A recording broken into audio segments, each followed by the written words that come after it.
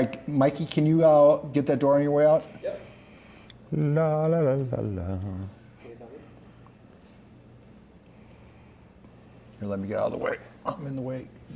Give her, scoot 1 inch away so Coach gets the whole screen. All right, you guys say when. In 3, 2, hang on a second. In 3, 2, 1. Hey everybody, welcome to PPR Podcast number 216. My name is Paul Rudy. Nice. And I already committed my first turnover of the afternoon. There you go. Thank you. That guy who recovered the fumble is the star of the show, Mr. Bert Grossman, who longtime friend, and well, everybody knows who Bert Grossman is. Bert, who's in the podcast today? Coach Jason Texler, the new coach of Fallbrook High School. Coach Texler, welcome to the podcast. Thank you for joining us. Thanks for having me. Well, first of all, hold on. You know, Coach is on a spring break, and where are you at, Tennessee? Yeah, out in Tennessee. He's doing this from Tennessee right now. What are you doing? Who's family? My fiance's got some friends out here we're visiting. All right. Well, thanks for. So you'll be used to actually, that. We're doing you the favor. We're getting you away from all that, right, for a little bit. You just can't say that. All right. Well, that's good though, because Fallbrook's about as far away as Tennessee is, so it'll be good for your commute. Well, Coach, I'm think, training for it. Yeah, most everyone recognizes you, Coach, as one of the best offensive minds in the section. You've moved the ball and rung the bell everywhere you've gone, but this stop is a curious one. Tell us why. What about the Fallbrook job attracted you, sir? I happen to know a lot of the guys that previous head coaches probably over the last decade, and they all really spoke highly of their time there in terms of like community and the kids. And, it's a place, as I'm getting, older, a place where I kind of see where I could finish my career and be at a place where, one horse town where they really get behind the athletics as a whole, not just football, but, where they are going to support the football program and should be exciting. Well, can I just want to follow up on that, because the knock against, and it hasn't been the school's fault, or I don't know, I don't know the politics of it all, but getting somebody there to plant a seed. What's the saying? It's a generous man who plants a tree that he'll know he won't live long enough to be in the bask in the shade of. Did you just make that up? I've never heard. No, that's like some proverb. But okay. Coach Texler, that's been the knock, is that whenever they seem to get something started and then that coach is gone. They seem to get something started and that coach is gone. Are you planning on being there indefinitely, or are you going to be leaving at the first next best opportunity? No, I'm at a point in my career, really, I want to kind of find a place where I can settle and moving around a bunch is not something I want to do. And I want to make this the next best opportunity. So, it's not for me, a stepping stone to anything. Just want an opportunity to run a program again and finish out my career. Is it feasible? In this day and age with the transfer, and everybody's transferring everywhere, there's schools like Fallbrook that will never get a transfer. Ramona will never get a transfer. Is it feasible to build a program in this day and age the way it's laid out for everybody else? I think you just have to, your expectations of what type of program, I think you can still have quality football. Is it something where, where we think we can get the type of athletes to be a every year open division team? No, I don't think that's the case. Just because of the geography of where Fallbrook's at, and we're going to play, I think almost 100% with Fallbrook kids. But in terms of having a quality program that's competitive at whatever division that they're in, I think that's something that's doable. That would appeal to me, to have it's like kind of like the way it was supposed to be, having a neighborhood team. And I think, to your point, Bert, I think you're insulated from that. Most people, when they transfer, it's because there's a school nearby they can get to. Yeah. But if you're in Fallbrook, I don't care what the other opportunities are. You still have to travel that. Yeah. So are you somewhat insulated from the transfer craze that is going on in high school sports? I think Fallbrook has lost some kids, to Temecula or to the Vista area. I don't know how many football kids. I think they've maybe lost a few, but for the most part, those kids are going to go to Fallbrook High, and it's just getting as many of the good athletes on the campus to participate in football. And whenever you have a down year or two, kids nowadays maybe they don't want to be part of that. But it's trying to get them to understand, well, the only way we're going to turn it around is if we get the good players, the good athletes to come out for football. But not having to maybe worry or deal with the kids transferring in or transferring out at this point in my career is something that I'm looking forward to, actually. Yeah, I would think that would be. I mean, you're somewhat insulated from it. I'm sure there's some. Well, somewhat. I guess for you it's similar. My first year coaching that I decided to coach, I went to Castle Park and we played you guys in your Elkhorn Valley. And at that time, Elkhorn Valley was known for not having any players pretty much. And then I think you beat us by like 40-some points and then went on to the championship. But so I guess it's possible. I mean, you did it there. Yeah, it's a different setup now with the way CIF is. Although, I think about if we had the setup that we have now back then, we probably would have won a CIF championship at Elkhorn Valley, but we wouldn't have been in Division II playing Oceanside in the finals. We probably would have been in Division, 3 or 4 or something. But yeah, it's doable. And just a couple of years ago, Fallbrook made it to the finals, in a lower division. But, I think if you get a good group of kids and so much of it has kind of determined on who you play and their record at the end as to what division you get put into. But, really the kids want to win. And I don't know, yeah, it'd be great to win an open title, but I think just being part of a title team at any level will be exciting and something that the kids would want to be, part of. So, my expectations and what I'm going to try to do is breed a culture of competition that we try to be as competitive as we can on the field, in the weight room, in the classroom. And then we'll just let the chips fall where they may, whatever division we fall into. Hopefully it's something where we can be competitive and make a run in the playoffs. And, if we got that good group and stay healthy, maybe we'll have a chance to play for a title. Coach, you're pretty well known in these parts for what you're able to do with X's and O's. When people heard that you were going to Fallbrook, did that raise some eyebrows as far as maybe a few more kids coming out for football? Honestly, I haven't been up there a ton because I'm still teaching at San Marcos.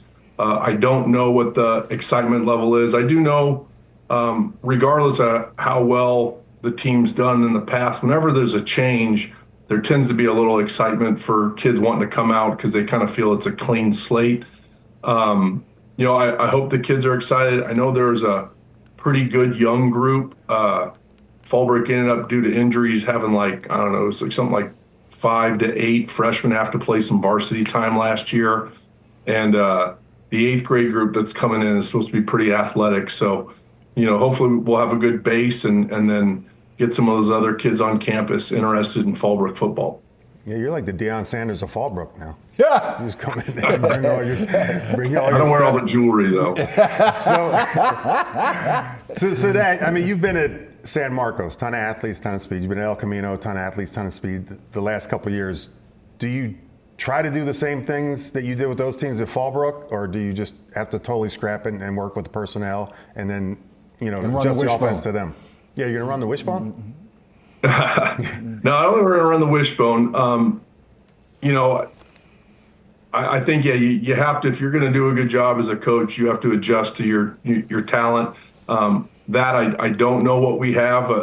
If it means we have to, run the ball the majority time, then we'll run it. If we can throw it, then we'll throw it. I mean, when we played this last year at El Camino, we had to play Mount McGill, and we threw the ball 2 times, which is, not something I normally do, but you got to do what you need to do to win. So, honestly, I can't tell you exactly what we're going to do offensively. And, I think for every school, unless you're just getting the same type of kids year in and year out, your system's going to change somewhat.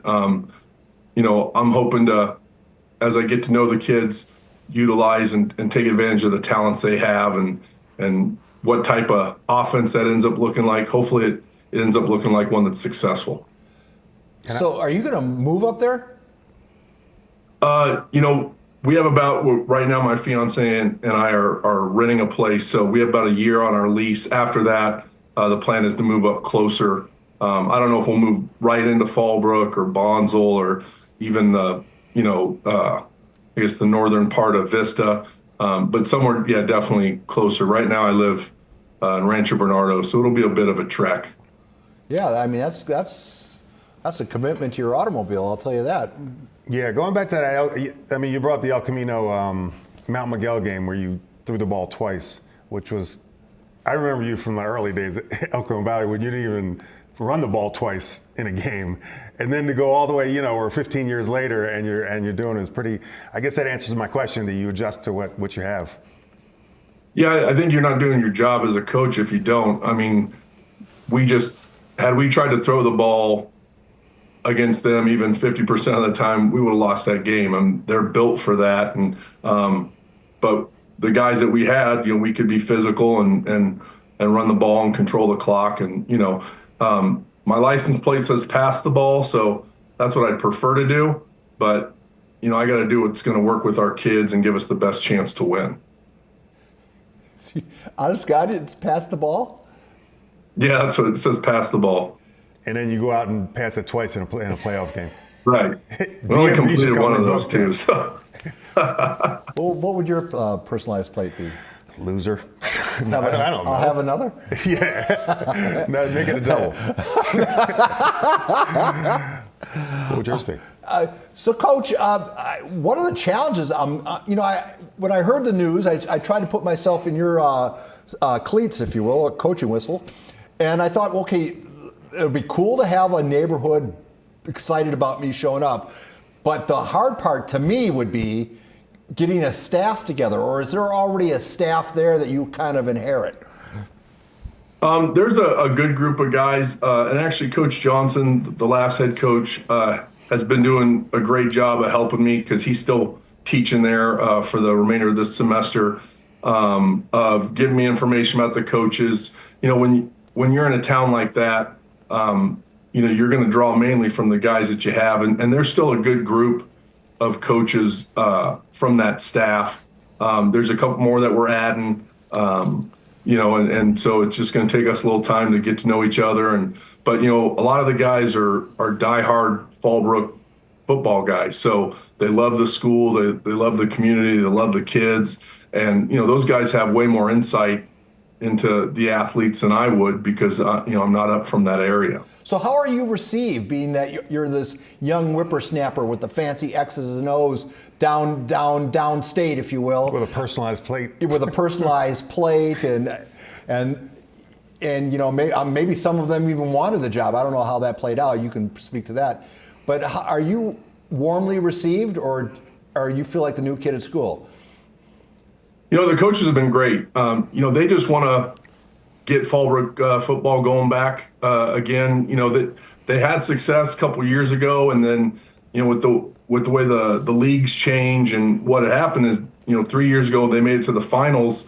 They won their league, went to the finals, and then they got put into a tougher league and graduated all those players. And then this last year had some injuries and ended up having to play a ton of freshmen. So it was kind of the perfect storm of bad things to happen. It wasn't, bad coaching or anything like that. It was just, getting put into a new league. And this next year we're back in the Valley League. We have a schedule that I think we have opportunity to be competitive. Last year they played La Costa Canyon, Great Oak, so just size-wise, the type of kids that they have, it would have been a tough schedule for, most of the teams in San Diego County.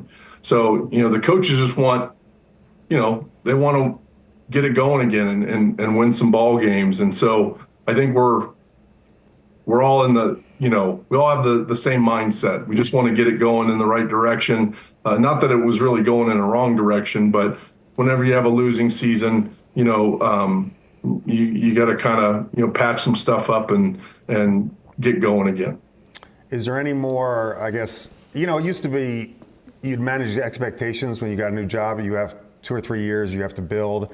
Now even in college with NIL and transfer, and high school with transfer, does anybody get to manage expectations anymore? Or do you just have to, get any leeway? I'm going to build this program, give me 2, 3, 4 years, or is it just immediate? But you don't have that. You don't have the luxury of transfer, so you're not going to get that. But does anybody manage expectations anymore and be patient? I think Fallbrook could be a little bit different situation in the fact that, like you guys mentioned, they have gone through head coaches, fairly quickly every 3-4 years. I think they are looking really more for consistency, both in the coaching staff and with the team. It's not like they told me, hey, we need to, go to the CIF championship this year or anything like that. I think, if the program's being run good, kids are excited about it, and, myself and the staff, we're doing the right things. I think we have as much time as we need, but, like anything, you need to win, pretty early on or players will just stop listening, because it kind of comes down to your wins and losses. So hopefully we can have some success early, get kids bought in, and then, be able to build off of that. My impression of the typical Fallbrook kid is they're kind of usually come from like almost a military background, and they're just tougher. They're a tough bunch. Maybe undersized, maybe not fleet of foot, but they're just tough kids. It seems to me a coach could play off that. First of all, is my assessment accurate? Correct me if I'm not, but it seems like they're a rough and tumble bunch. I do think it's a blue collar type group. Either have a military background or some farming background. And what's nice, which you're seeing less and less of, it's a lot of multi-sport athletes. Kids that play 2 or 3 sports. So you get that kid that's a probably better developed athlete overall. But yeah, he's not doing football year round. But it's a little bit more of the older school, like back when, we were in high school, where a kid's going to play 2 or 3 sports. And so it's kind of more that. But a lot of people, a lot of the kids there, their parents went there, their parents played there. And so you get definitely a lot of pride in wearing Fallbrook colors. Yeah, it's similar, like I said earlier, to Ramona. It's just kind of you. Yeah, and the exact same kind of kids, exact same kind of Valley town. Center too. Yeah, and they've been built before. You gotta get Damon Baldwin in there and give you the blueprint for success. So yeah, exactly. Like Coach, I've always wanted to be what you are, a high school coach. That was always my career goal, but it didn't work out for me. But I've always wondered, like, if you said, okay, Jason Texler is going to be out for 6 weeks and you have to run his program for him, like building a practice schedule and where does that all come from? Do you sit down with a blank piece of paper and say, okay, this is how long we're going to stretch for, and when you map out a workout, typical practice, how do you do that? Is it all from your prior experience? Yeah, it's a lot of it's prior experience, but I'll be honest, just like anything in football, a lot of it's borrowed or stole, however you want to say.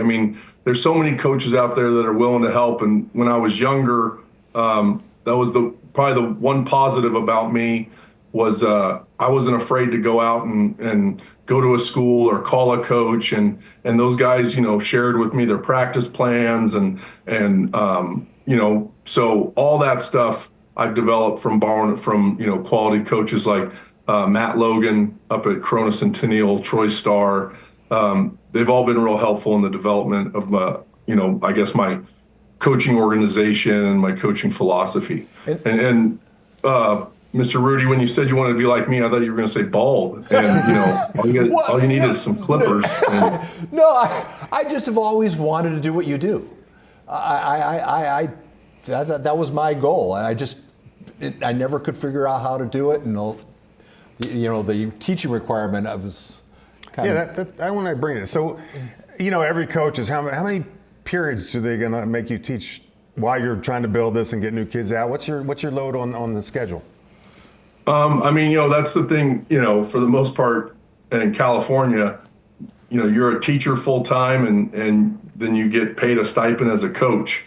So I'm going to be a full-time teacher, still kind of working out the details as to what I'm going to teach. But yeah, I'll be a full-time teacher and a coach. Now they do have 2 periods of football class, so I'll be involved in that. So there'll still be time where, I'm doing just football and I never will be it's not like I'm going to be an AP chemistry teacher or anything like that, so my teaching assignment, I don't think will be as demanding as, some of those teachers that are teaching, high level math, science, English, all that. But no, I'll still have to teach every day. And that's just something, you have to work out the balance of being a teacher and being a coach and make sure you're doing a good job at both. So after you do your honors Spanish class, you said you have 2 football periods, right? Yes, correct. Are they the last? Is that the last 2 periods in the day? Yeah, they have. They're the last 2. Basically, it's like a freshman class and then the varsity class. So and then those butt up right to the end of the day. So you get to see them right before you get out on the field. And give us because I always hear about to have a football period. What do you guys actually do in the football class? Is it just weight training or is it going over film? What do you do?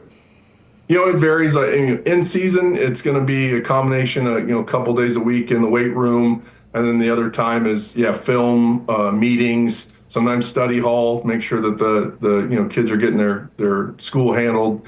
Off season, it tends to be more, lifting and speed development. And then you'll integrate into like some, football type drills as you get later into the spring.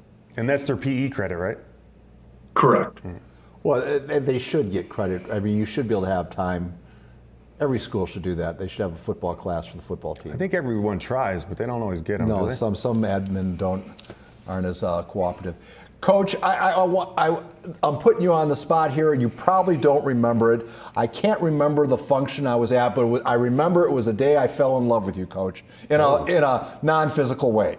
You were speaking. Emotional affair. Yeah, it was an emotional love. You were telling the story about your life as a stand-up comedian, and you were telling the story about another coach in the East County, I cannot remember his name, who had a back so hairy that you thought he was wearing a sweater from a distance.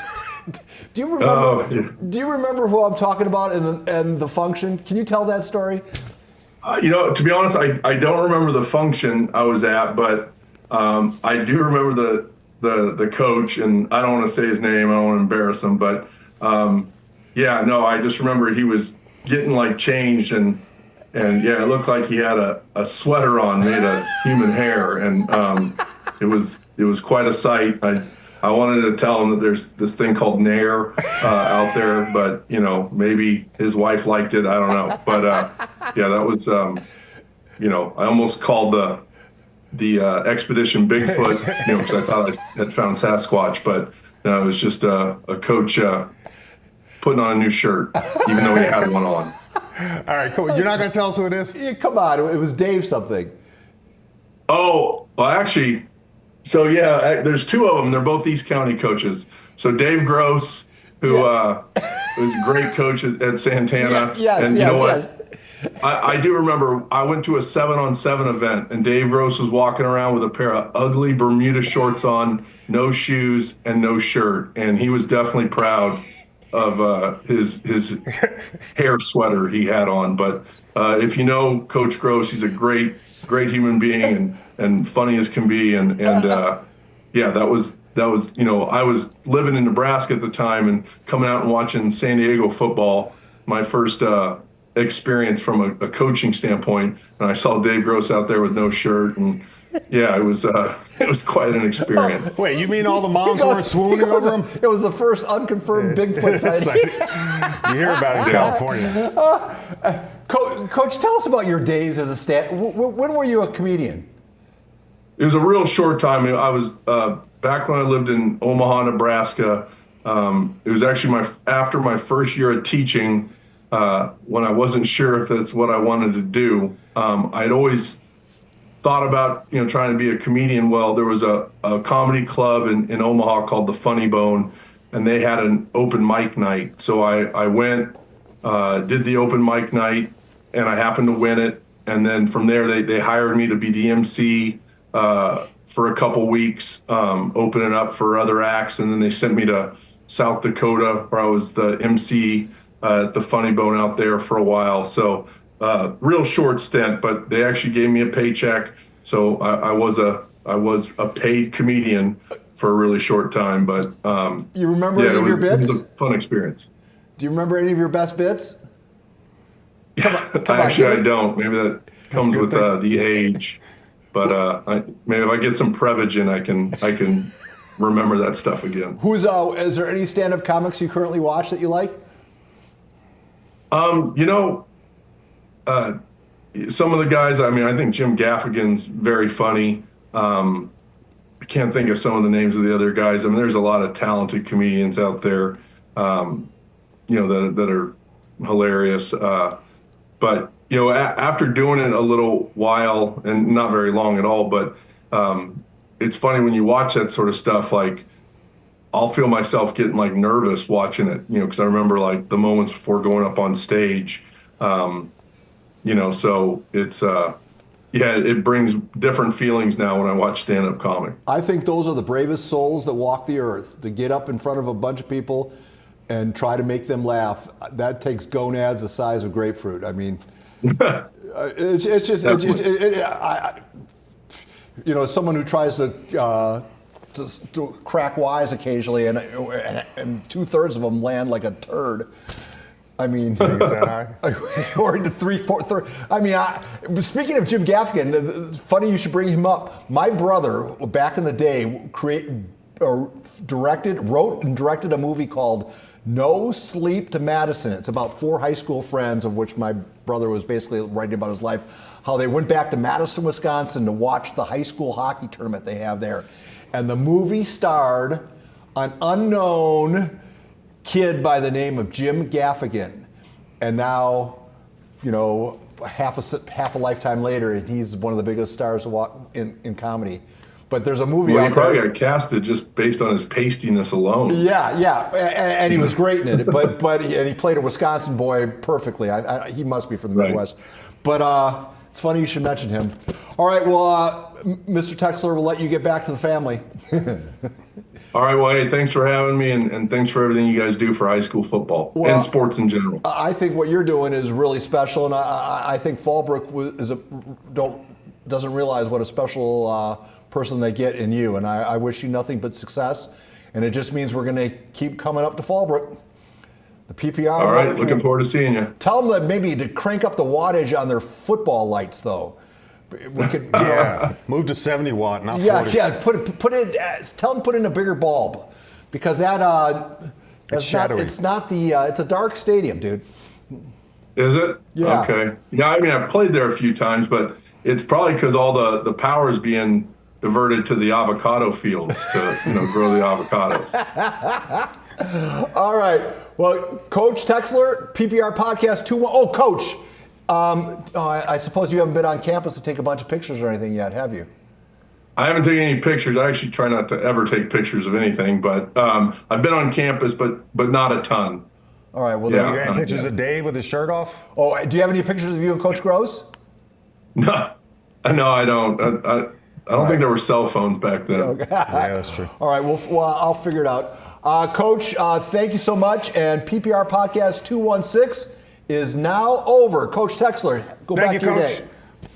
Thank you.